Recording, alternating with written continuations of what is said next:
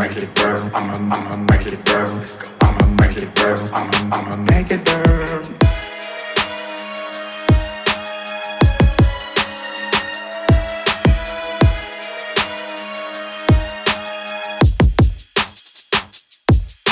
Hey everybody. Hello, YouTube. We're back and we're going to talk about something, racism in America. We're going to talk about the different aspects since we are a marriage of two. Obviously, one white and one black. But Elephant you swallowed. exactly. but that's what we're talking about. And we're going to try to see what you guys think and how we can, as a nation, come together. Because it starts in the family, in the community, in your city, then your state, then nationwide. If we can continue to grow, educate, and just come together, we can really change our country for the best. Yeah. And so we're just gonna do it in a dialogue fashion. Yeah, because we've been having a lot of conversations around this at home, and so we want to kind of hopefully create some clarity, because the reality is not everybody is in the thick of this. And I know, being white, I didn't experience a lot of the stuff that Robert experienced growing up, and so I've always wanted to make sure that I understand fully what's going on and put myself in the other person's shoes. And so a lot of times we'll talk about stuff, and in our conversations, I just think I wish people could hear some of the conversations we're having, because I think it would help. So that's what we're going to try to do today. Something that I think might be a good introduction to maybe help people understand a little bit more of why this is such a hot topic is by explaining a little more of what Jim Crow means and what that meant to Black people in America, and not only just the character, but also what it represents? Yes, what it represents. Well, basically, here's the thing, people. Here's the thing. Racism in America transcends slavery. Slavery was a tyrannical period in our history. And after slavery was an even rougher time. Jim Crow was basically was an era of where certain states put in laws that tried to prohibit or hinder the progression of Black Americans. And in another form, it was like a mindset. Mm-hmm. So, for example, Black people in America during these periods of time, yes, they were Americans, but they really weren't considered Americans. They didn't have any value or anything like that. The Jim Crow were laws that certain states used, but it was also a mindset of where Black people in America are not really valued. So people treated Black people a certain way, and because that was the norm, nobody had any repercussions for it. Well, and there was a lot of subtleties, just in how people thought about Black people in general, the way they were presented, whether it was in toys or even just creating the laws where it's whites only, coloreds only, and those kinds of things. It created this, even in a subconscious way, this belief that whites were superior to colored people or Black people. And so that is part of what we have worked in the last 50 years or so to kind of come away from and overcome. And I think I know that there's a lot of white people, and to be honest, I was among them, who our mindset is well, slavery was so far back, why are we still bringing this up? And I think the important thing to note is it's not necessarily about slavery as much as it is creating a fair laws and regulations, and just the way people are treated in general, making sure that it is fair and it's not, you're not discriminating against people just because of the color of their skin, but that everyone is considered the same, that we're all human beings, and that isn't happening right now in some areas of America. And it's pretty tough because everybody has their own hardship, in life, and it makes it that much tougher when not only do you have, the hardship of I gotta get a job, find a wife, those type of things, but on top of that, you have where, because of the color of my skin, I get treated differently. I get looked at, and you have that stereotype of where, well, black people are lazy and black people don't want to work and all that kind of stuff. And those are the stereotypes of like Jim Crow that have been, passed on. Everybody has their stereotypes, but it's just that when it comes to Black Americans, they're in a negative light. Kind of to give some practical insight into why we say this is still going on, because I know, with all the news and everyone talking about like people being killed by police and police brutality and all that kind of stuff, which is a very real issue. But I think a lot of people might be like, well, but okay, like look at the number of cases. Maybe it's not as high, and they're making a big deal out of it, but it's not as common as we think it is, or whatever the argument might be. I think that it might help to see a little more practical examples of how that can happen in a more day-to-day type situation. And so I think it might be helpful if you could give like 2 to 3 examples of where you noticed yourself being treated differently because of the color of your skin. Yeah, definitely. This was a few years back.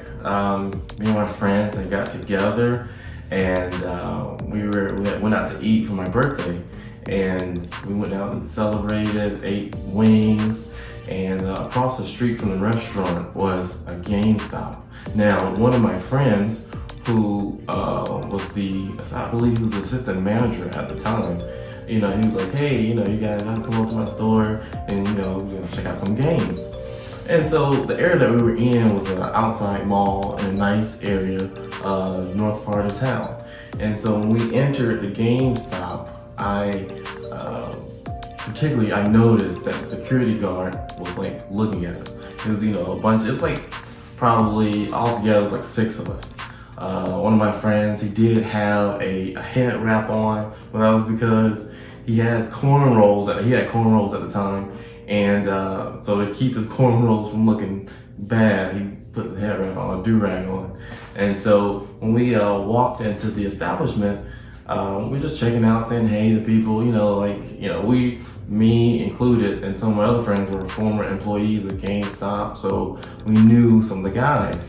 And so, but I noticed that the security guard came into the GameStop as well, and he pretended to like look and like he was about to purchase a game or whatever, but like I still noticed that he was just following us to check us out, to see if we were going to do something. And he had no clue that we knew, the staff, we were former employees. One of my friends is the assistant manager of that store, but he had that perception, oh, it's a group of black guys together, so they're up to no good, or they're trouble. Just keep an eye on them. Yeah, just keep an eye on them. But like I said, we had no intentions or anything like that. How I look at it, I was like, just don't profile like that. You know what I mean? Like, we were all having fun. Nobody was acting drunk. Nobody was drinking. So I mean, it was like, to me, it was like no indication of like, okay, I need to follow these guys just to make sure they're up to no good. But I mean, you got that, and then I had a situation where I was working at the hospital, and I was working from 3 p.m. to 3 a.m. And it was, I worked at a level 1 trauma hospital, and majority of the times I was doing traumas all day long, and it was rough. And so when I get off, I'm like, I know where I'm going. I need to go home, hit the bed, because I had class the next day. And so on my way home, I always know it's always cops on 3 roads on my way home. And I kid you not, I would get pulled over. When I first started that shift, 3 p.m. to 3 a.m., I would get pulled over a lot. And I don't know if the cops were bored or what, but it got to the point of where I would get pulled over, and the cop would see my tag, and he'd come up to the window. He'd be like, "Hey, okay, Robert, I know it's you. Go home." It was just to that point that he pulled me over so much that he knew my tag, knew it was me, and told me to go home. and which is crazy. I wasn't speeding, wasn't doing anything, but then one particular night, I was on my way home and dog tired, got pulled over, and the guy pulled up, asked for my license, all this kind of stuff. And he was like, is there anything in the car that I need to know about? And I was like, no. I just came from work, still had my scrubs on, my badge, everything. And he was like, is there anything in the car I need to know about? And I was like, no. And he was like, come on, man, be honest. And I was like, no. And jokingly, I said, I got some homework in here. If you want to, get some of that, that'll help out. But, and he was just like, come on, man, be honest. And in his mind, since I was out at 3 o'clock in the morning, I had to be up to something bad. And I had told him, I was like, yeah, just getting off work, going home. And he called his partner, because he was asking his partner, I guess, to back him up or come in or whatever. And luckily, I knew his partner. His partner used to work at the hospital with me. And so once his partner told him who I was, he was like, oh, okay. My partner told me you're a good guy, so you can go ahead and go home. And so I went home or whatnot, and I didn't feel any type of way about it. But then when I think about it, I'm like, if I didn't know his partner, how would that situation have played out? In his mind, he thought something was in my car. And so it's like, when you experience things like that, it's crazy to you, because you're like, obviously I'm not, I got my scrubs on, got my hospital badge on, but in his mind, he knew or he thought something was in the car, and that's when the situation gets, I don't want to say scary, but it can get dangerous. Because if someone believes something in their mind already, there's no telling what they may do. You're at a disadvantage already, and being able to make sure it doesn't escalate into something more dangerous. Right. And that's the issue that we're having, is the escalation. Because I think people forget, police brutality to the Black community isn't new. This stuff has been going on for decades. And it's just that now we have the ability to actually record it more. But before, there were no body cams, there was no cell phones or anything like that. So you can see it more often now. Everybody knows all cops aren't bad. It's just that the good ones have to go ahead and get the bad ones out. And that because when I worked at the hospital, that's how it was. If I knew, I was a clinical technician.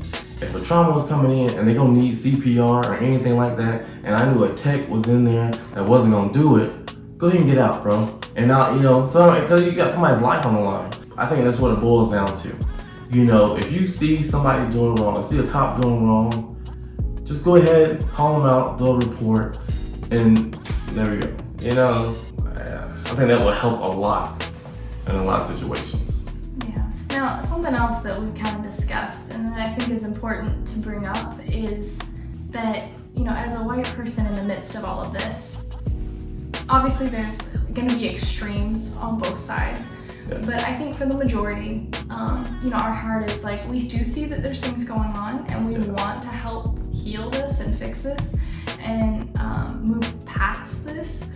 But I think the difficulty is, and I know for me personally, this was something that I had and still have to a degree, process through, doing our best not to say the wrong thing, because I'll be honest, it's really challenging, because I've been in multiple situations where I have spoken up about stuff, and I may not have used the right term or the right phrase or whatever, but I've gotten called out, and it's happened a lot, especially when I lived in LA. I experienced this a lot, and I mean, I don't have a racist bone in my body, and obviously, yet it was put on me a lot of times that I was racist, or because I was white, my voice wasn't important. I was told by a friend of color who that if I were to marry a white man, my kids would be too white, or that I had no right to speak because I was white, like I said. And I think this is the challenge, partly. You know, I know a lot of people have said, like, well, why aren't you guys doing more? Well, I think we're kind of being put in a weird place because, you know, it's not something we fully understand. We haven't lived it in the same way. And so we want to help, we want to participate, but there's a fine line because I feel like if we engage this full force, there's a lot that's put on us, like, well, you guys are racist, or you're subconsciously racist, and you need to work on, you know, reprogramming yourself or changing the way you guys think and process because you don't realize it, but just because you're white and you grew up in that environment, you have racist thoughts and tendencies. I don't believe that's true, you know? Not to say that there aren't people that are and that do have that, but I think it's a dangerous situation because it starts to turn it into like reverse racism. Like, because you're white, you're racist, and it's your fault that, you know, all of these things have happened to us. And it's like, I don't have any more control over being born white than he has being born black. That's just something that God decided for us, and that, you know, he had a purpose and plan for our lives, and so he put us in the families that he did with the purpose that he has for each one of us, and it's different, it's special, and it's individual. And so I just, like, that's something we talk about, is like, how as a white person do you engage this? Because I don't think it's healthy to be afraid to say things because you might be attacked for the words that you speak if it's not said the right way or politically correct. And so, what are your thoughts on that, and how would you respond? Number one, you have to go into, when you're discussing race, or I should say racism in America, because we're all one human race, but when you're discussing race, you have to go, if both, or in a discussion, if both people are coming in with the understanding of this is an issue, what can we do to resolve it with a common ground, everything should be good. And we have the same mindset, okay, like, this is an issue, we both believe this is an issue, we can come and discuss it openly and not be judgmental about it because we know we're both trying to have the same result. If we all have the same heart of, like, let's fix this and Yes. let's move forward, Yes. we're able to both put ourselves in each other's shoes. I mean, like, one of the things I appreciated about Robert, and that was really important to me, because I never dated race specific. That was never a thing for me, or like, no, I don't even like saying that, but like, you know, dating only white guys or whatever. But when it came to black men in my life, not all of them, but a lot of them were very angry towards white people. And I would try to have open dialogue, and it's not even, I mean, I've experienced this talking to black men and black women. And again, like I said, not all of them are like this, but I did experience this, and so this is something I want to share with you guys, is that my heart was always like, I want to understand what's going on, because the more well-educated I am on what different people are experiencing, the better equipped I am to make a difference. And when it came to Robert, I could ask him questions and maybe say the wrong words, or, you know, use the wrong phrases, or, you know, say things that maybe he would find offensive, and he was so understanding about that, and it was never like, okay, hold on, first of all, don't ever say that again, you know, or anything like that. He was always very like, okay, I want to hear where you're coming from so I can, like, help you figure out, like, the best way to respond in this situation, or, you know, you're just curious, let me give you some information maybe you didn't have before. And I think that's what's so important, because this is why we did an Instagram live a little while back, and we talked about how we feel it's so important to open dialogue and conversations. And I just want to encourage everyone, no matter the color of your skin, don't do your best to not be in an offensive place where, like, everything is like everyone's coming to get you, or that, like, you know, if someone says the wrong thing or words it wrong, oh, that's a terrible person, or they're messed up, they don't know what they're talking about, and disregarding that. Because a lot of times people are coming from a good place, they just don't know how to word it maybe the best way. And so, like Robert was saying, if we can all come in with the heart of, like, let's fix this, let's understand each other better, let's heal. Yes. That's where we're going to see real lasting change. And like you said, it's going to start at the family level and the city level, and your local community, your state, your federal government. It starts here with us, with these kinds of conversations. And so I just want to encourage you guys to really think about that and assess how you approach this issue, and even outside of this issue, people in general, when you have disagreements. Is it, coming from a place of anger and frustration and I need to prove my point? Or let me understand where you're coming from so that we can actually have a dialogue and work through this problem and move past it. Because I think at the end of the day, that's all of our goal. Yeah. Well, it's like I said, this topic is so massive. Yeah, it's massive. So it may take several videos or something like that. But just And then also too, if you have any experiences with racism, tell us about it. How did you deal with it? How did it make you feel? And what are examples of conversations that you had that you feel like, it was like two people from opposing understandings or places in life, like you've had that experience, kind of like we're saying, where you can come together, have conversation, you feel like both you walked away with growth and a deeper understanding for the other person. Because like I said, that's just really something that is deep in our heart that we want to encourage and put out there and promote, because that is part. I know people are like, well, talking doesn't change anything. Well, it does, because the more you talk of an issue, the more you understand the other person, the more impact and long-standing change you're going to see. I'd love to hear your guys' thoughts. I know it's, like I said, there's a lot we could go over with this, but we wanted to start that dialogue and begin to kind of delve into some of maybe the harder issues or the harder conversations. Yeah. So. Yeah. Always remember this. The reason why we want to have these conversations is to help educate, because some people don't know. Mm-hmm. And it was Aristotle that said, the strength of a nation is based off the education of the youth. Mm-hmm. So if we are able to educate, come together, and if we could really fix this problem, just imagine how better our country could be. And our kids. Yeah. The world for our kids. Yeah. If our generation could heal this and move past this, what a difference it would make for the next generation. Thanks for tuning in, guys, and until next time, be sure to like, subscribe, and turn on those notifications. Same bat time, same bat channel. Until next time, peace out. Deuces.